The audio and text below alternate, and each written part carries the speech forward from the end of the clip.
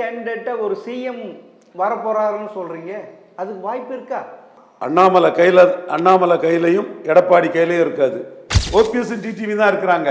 இந்த சூழ்நிலையில OPS TTV குறைஞ்ச சீட்னாலும் ஸ்டேச்சர் இருக்கு அவங்களுக்கு. 2 ரெட்டலைக்கு ஒரு தாமரை, இதுதான் அண்ணாமலை கேட்கிறாரு. இதை தரலன்னா தொண்டர்கள் அவர் பக்கம் தாங்க நிற்கிறாங்க. Annamalai army official BJP IT விங்கோட ஸ்ட்ராங்குங்க. உண்மையிலே பிராமண சமுதாயமே மாற்றம்ங்கிறதுக்காக அண்ணாமலை தலைவரை ஏத்துக்கிறாங்க. சீமானி கீழே போனா அசிங்கப்பட்டு அரசியல்ல சரத்குமார் மாதிரி வீணா போயிருங்கிறதுக்காக பயந்து கோலத்தனமா களத்துக்குள்ள வராம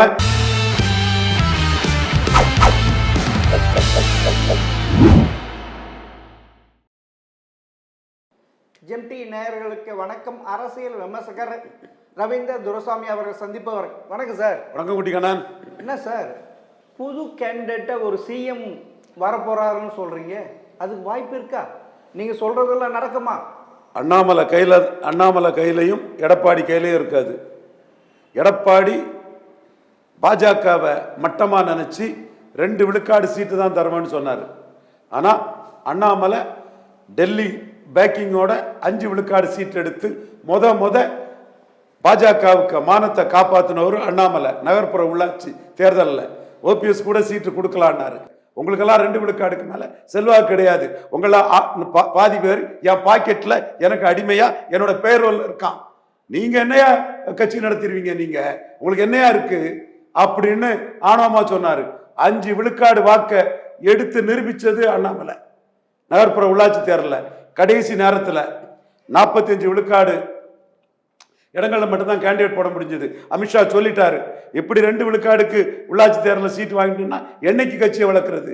எல்லா காலமா எடப்பாடி நம்மளை ஏமாத்திட்டு போயிடுவாரு.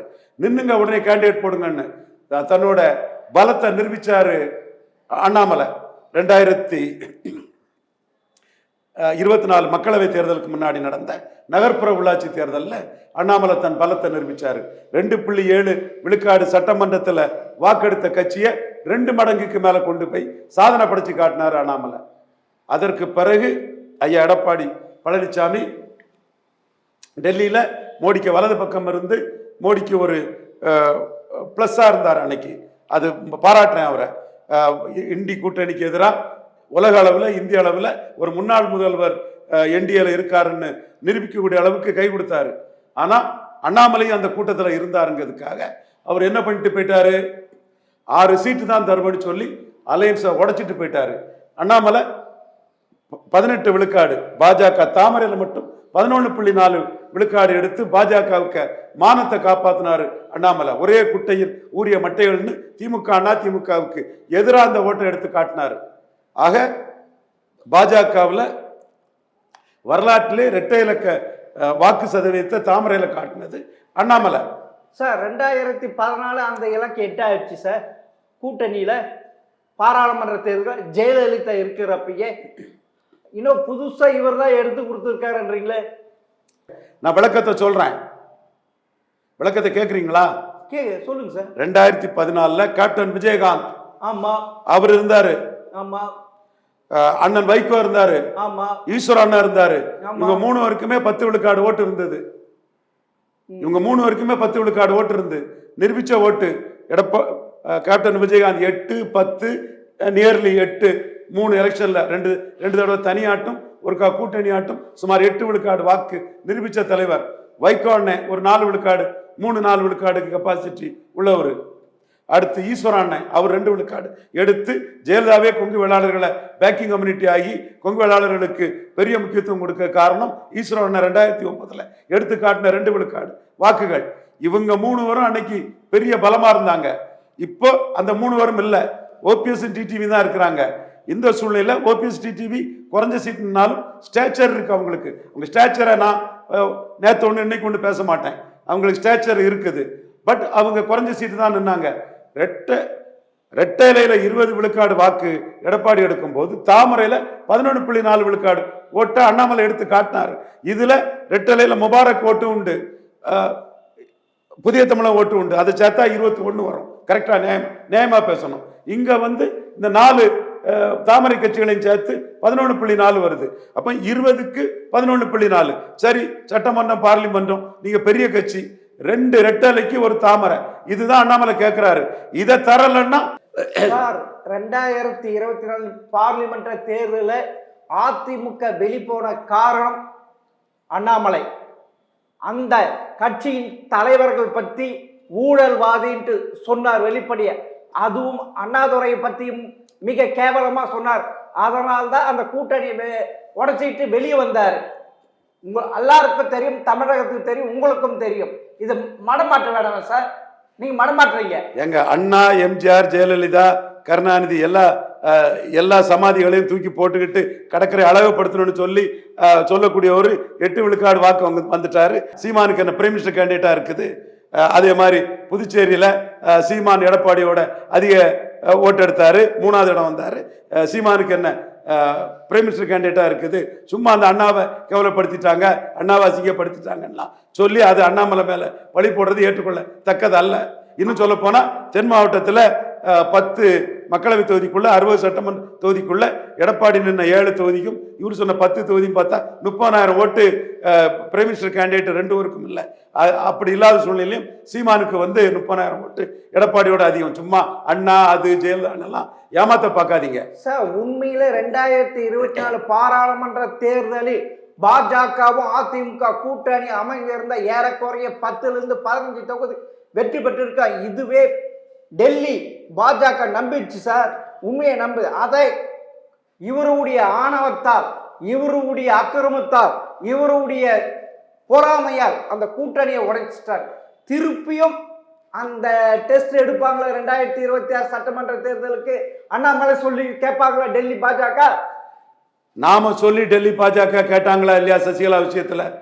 ஆமா, கவர்னர் வர முடியாது, ஆகஸ்ட் 15 விடுதலை இல்ல, மோடிஜி இங்கிலீஷ் அலையன்ஸுக்குள்ள சசிகலா அம்மையார் வர முடியாதுன்னு இன்னைக்கு வர குட்டிக்கண்ணன் சொல்றது.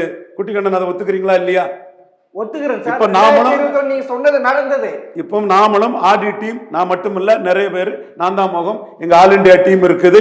மோடிக்காக பண்டாரி, ஜெய்ஸ்வால், அலுவாலியா எங்க பிரிட்டானிட்டி டீம் மோடியை எடப்பாடி ஏமாத்திடக்கூடாதுங்கிறதுக்காக எங்க நெட்வொர்க்குள்ள எல்லாரும், தமிழ்நாட்டில் உள்ள பல பத்திரிகையாளர்கள், பல ஜாதி சங்கத்தை சேர்ந்த நாடார் அமைப்பு நண்பர்கள் எல்லாரும், அது மட்டுமல்ல நாயுடு சமூகத்தை சேர்ந்த ஒரு நண்பர், வன்னியர் சமூகத்தை ஒரு நண்பர், எங்க அபிமானிகள் யாதவர் சமூகத்தை சேர்ந்தவர், நிறைய பிராமணர்கள் தேசப்பற்றும் தெய்வபக்தியும் உள்ள என்னோட ஃபாலோவர்ஸா உள்ள எக்கச்சக்க பிராமணர்கள். அந்த பிராமின்ஸோட லிஸ்ட் சொல்லட்டா? அவங்கெல்லாம் எந்த வியாபாரம் பண்ண நினைக்காத பிராமணர்கள். சொல்லிட்டாருங்கனால வழிஞ்சுக்கிட்டு பாஜகவை விலை பேசி விற்குன்னு நினைக்காத நியாயமான நல்ல உணர்வு கொண்ட நீதி நியாயத்துக்கு கட்டுப்பட்ட தேசபக்தி கொண்ட பிராமண இளைஞர்கள், எந்த எதிர்பார்ப்பும் இல்லாதவங்க லிஸ்ட் கொடுக்கட்டா? சேலம் பாலசுப்ரமணியன்ல இருந்து, ஸ்ரேயா ஸ்ரீதர்ல இருந்து, பெங்களூர் மல்டிலிங்குவல் நாவலிஸ்ட்ல இருந்து அத்தனை பேரும் எடப்பாடி மோடியை ஏமாத்திடுவாரு, விட்டுறாதீங்க, பலத்துக்குரிய சீட்டு வாங்கிறீங்க, 2 ரெட்டலைக்கு ஒரு தாமரை வாங்கிருங்க, இல்லது நாங்க ஓட்டே போட மாட்டோம், நாங்க சீமானுக்கு ஓட்டு போடுவோம், யாருக்கு வேணாலும் ஓட்டு போடுவோம், ஓட்டு போடாம கூட இருப்போம்.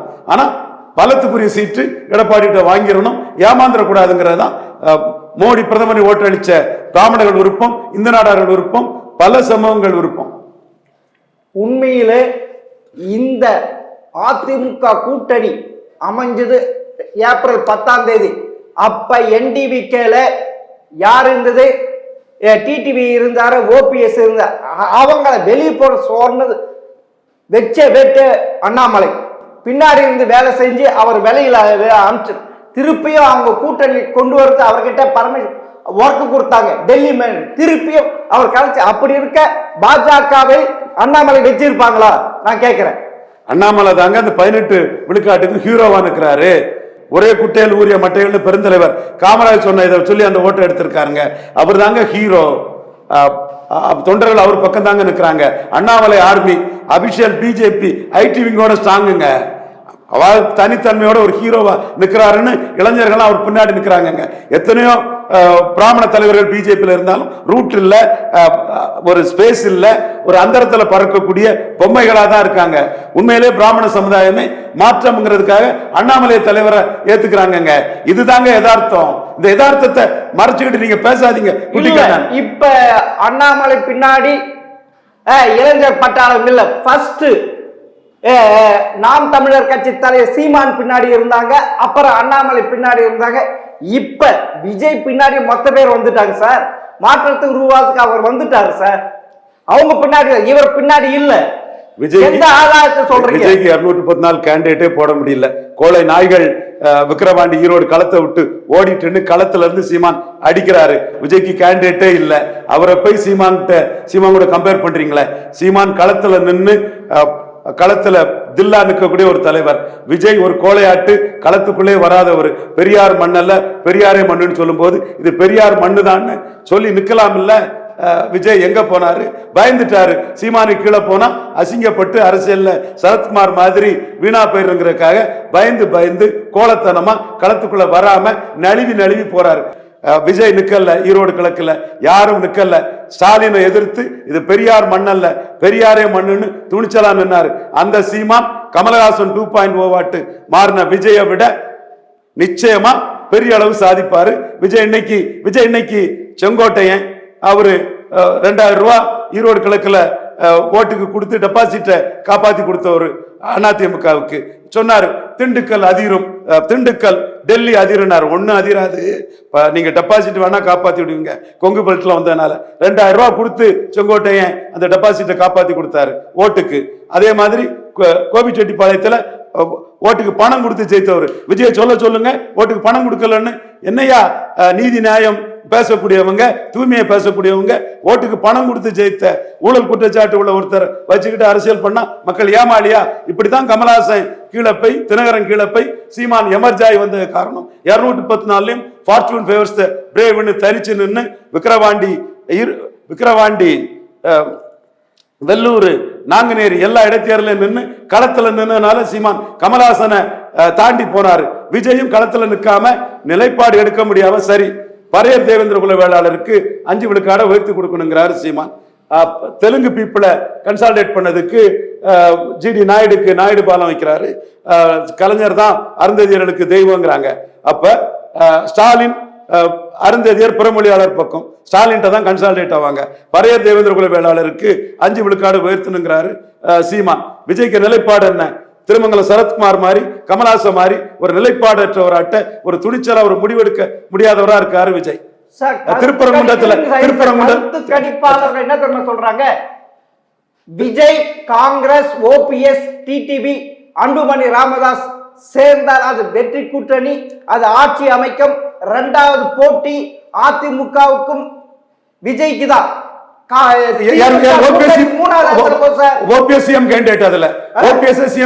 சொல்லி விஜய் நிற்கிறாரு. அப்படி அப்படா அவர் பயந்துட்டாருன்றீங்களா? ஆமா, அப்படிதான். விஜய் பயந்துட்டாரு. நீங்க சொல்லக்கூடிய கதைக்கு இதாங்க பதில் கதை. நீங்க சொல்லக்கூடிய பேய் கதைக்கு இதுதான் கதை. விடுங்க, இது கதையா? பேய் கதையில விடாதீங்க. இன்னும் கேட்டா இந்த வாக்காளர் வரைவு பட்டியலை பார்த்துட்டு ஆளும் திமுக பயந்து போயிருக்கு சார். உங்க பேய் கதையெல்லாம் இப்படிதான் நீங்க விட்டீங்க. உங்க பேய் கதைகள் எதுவுமே கதை வர்றீங்க. நீங்க சொல்றதெல்லாம் நடக்கும் எந்த ஆதாரம் இல்ல. அதாவது 2024 முன்ன நடந்த தேர்தல், 2026 சட்டமன்ற தேர்தல் வேற. இப்ப இம்பாக்ட் விஜய் வந்திருக்கிறார். கரிஸ்மாட்டிக் லீடர், இளைஞர்களின் தலைவர், அப்படிப்பட்டவர். இனி அண்ணாமலை கிடையாது, சீமான் கிடையாது. அது தெரிஞ்சுக்கிங்க சார். புது கணக்கு ஆரம்பிக்குது சார்.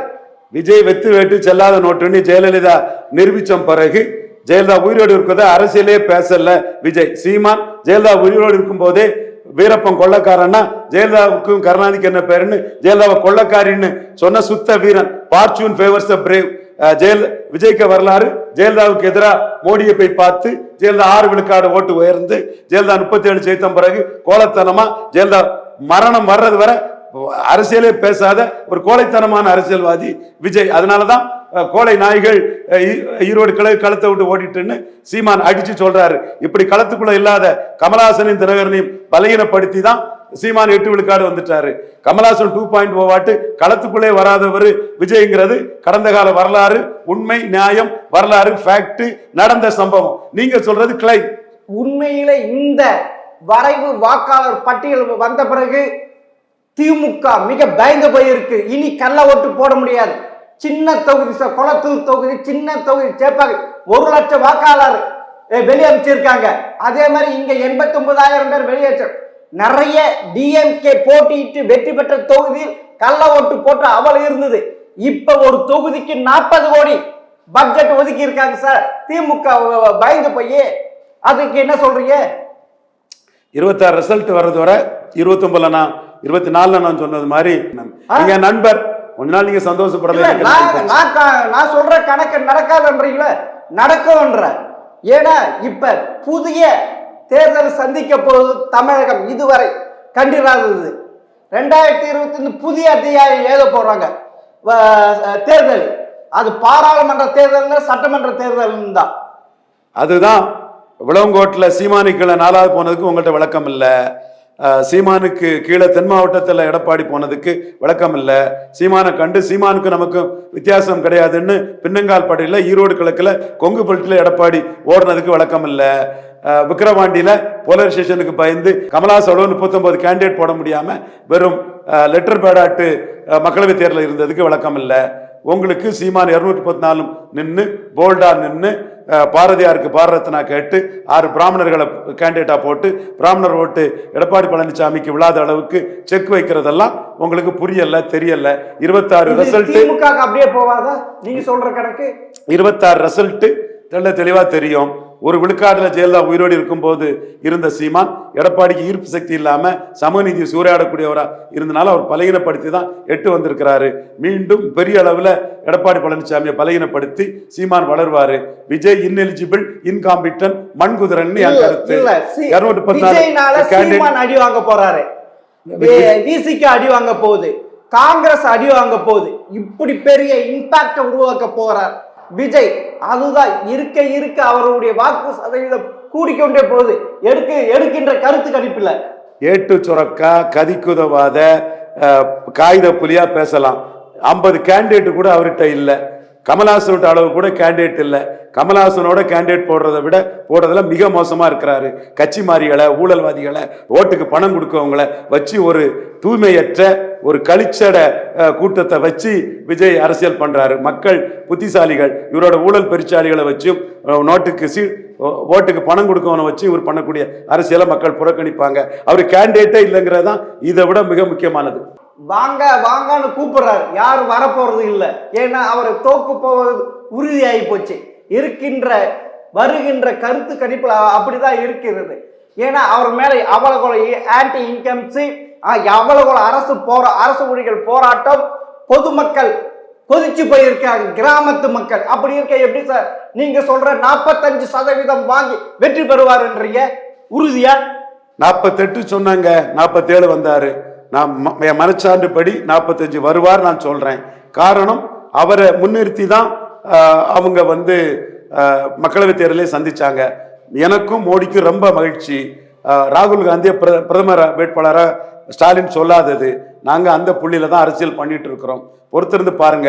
ராகுல் இனி காங்கிரஸ் பெரிய தலைவர் கிடையாது. பிரியங்கா தான் இப்ப பெரிய தலைவரா உருவாயிட்டு இருக்காரு. ராகுலே அந்த இடத்துல இருந்து போயிடுவாரு. இப்ப காங்கிரஸ் அதே மாதிரி கூட்டணி நடக்குது. பிரியங்கா காங்கிரஸ் விஜய் கூட கூட்டணி வைக்கணும்னு சொல்லிட்டு இருக்காங்க. அதனால பிரவீன் சக்கரவர்த்தி வந்தார், வேணுகோபால் வந்தார். இதுக்கு மேல ஆதாரம் 2026 நீங்க இப்படிதான் பேச போறீங்க. வாழ்த்துக்கள். இல்ல பேச்சுக்கு வாழ்த்துக்கள். 1996 எப்படி கருணாநிதிக்கு லக் அடிச்சதோ, ஆனா இவருக்கு லக் அடிக்க போறது இல்ல. யாருக்கு? எடப்பாடிக்கு. அவர் தான் வெற்றி பெற போகிறார். உண்மையா உங்களால் வெற்றி பெற முடியாது சொல்ல முடியுமா? நான் சொல்றேன் சார், 2024 மாதிரி வெற்றி பெறுவார். நன்றி, வணக்கம். நன்றி, வணக்கம் சார்.